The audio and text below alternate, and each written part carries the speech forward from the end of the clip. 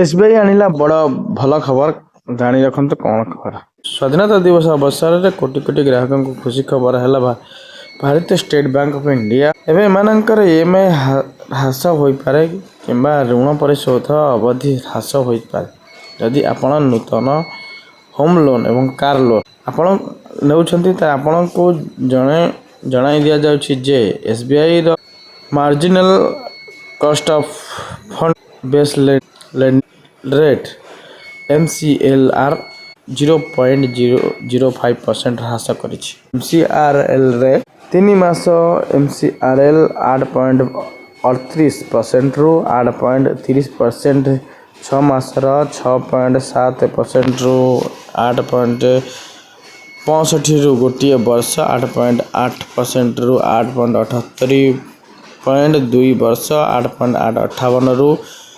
8.80% पर्यंत ईएमआई बोझ ह्रास हेबा। यही ह्रास विशेष भाव में ग्राहक मान लाभदायक जो माने फ्लोटिंग रेट रे गृह ऋण नहीं।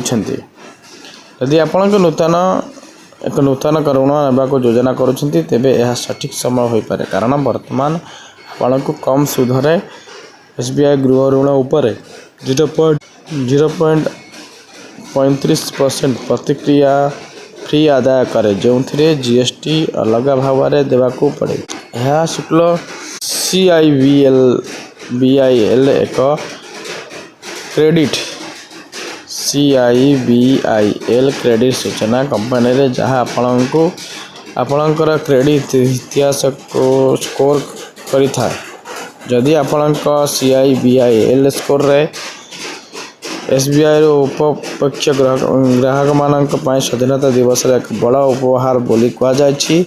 कम सुध हार रे केते ईएमआई आश्वस्ति प्राप्त करा जीवो। वीडियो भल लगे लाइक शेयर सब्सक्राइब करंतु।